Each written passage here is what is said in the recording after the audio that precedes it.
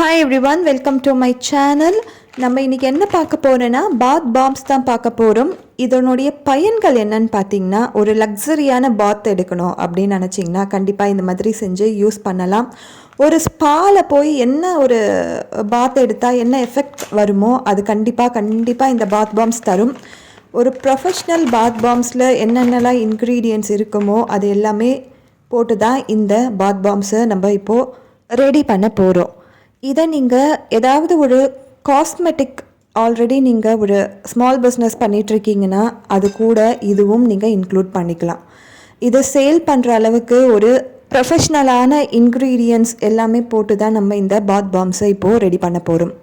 இதற்கான இன்க்ரீடியன்ட்ஸ் என்னென்னு பார்த்தீங்கன்னா, Epson salt, baking soda, baking powder, citric powder, corn starch, corn powder கிடையாது, கார்னோட starch அந்த பவுடர்.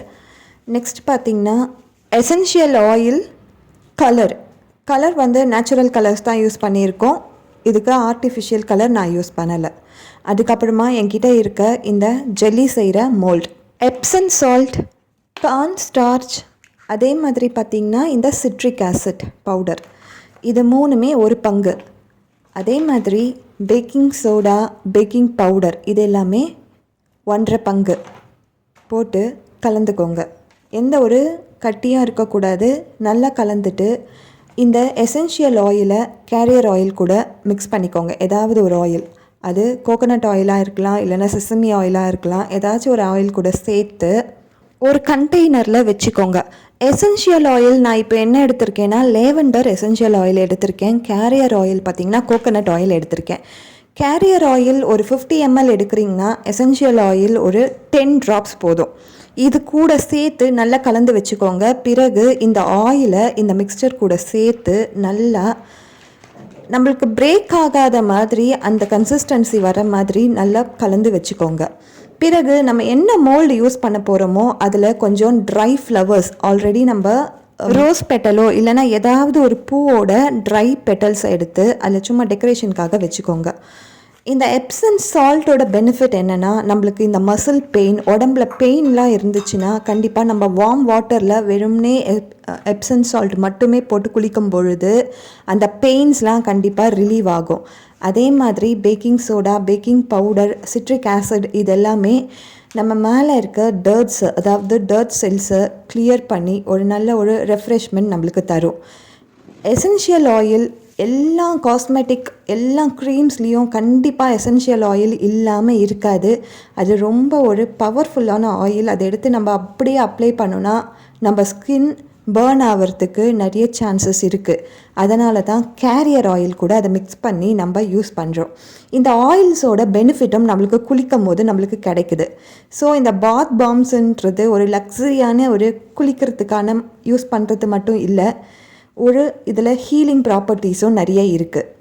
எங்கன்னா ரொம்ப தூரம் ட்ராவல் பண்ணிட்டு வந்திருக்கோம், அப்படி இல்லைனா எதனா கடுமையான வேலை செஞ்சுருக்கோம், அன்றைக்கி நம்ம உடம்பு ரொம்ப களைப்பாக இருக்குது அப்படின்னு நீங்கள் நினச்சிங்கன்னா கண்டிப்பாக கொஞ்சம் வார்ம் வாட்டர் வச்சுட்டு இந்த மாதிரி பாத் பாம் செஞ்சு, இல்லைன்னா ஏற்கனவே உங்ககிட்ட வாங்கி வச்சுருந்தீங்கன்னா அதை கூட போட்டு குளிக்கும் பொழுது ஒரு ரெஃப்ரெஷ்மெண்ட்டாக இருக்கும். பாடி பெயின்ஸ் கண்டிப்பாக இருக்காது.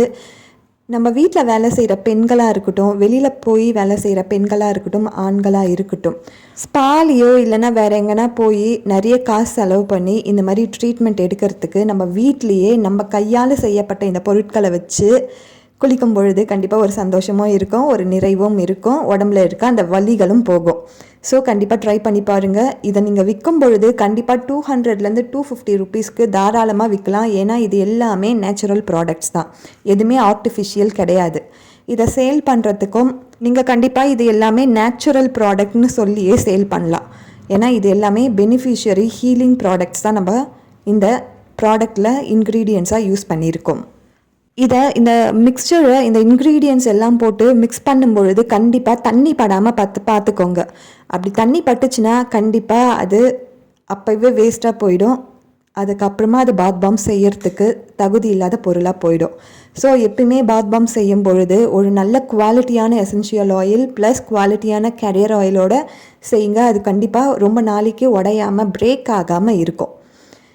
Always be happy and stay blessed.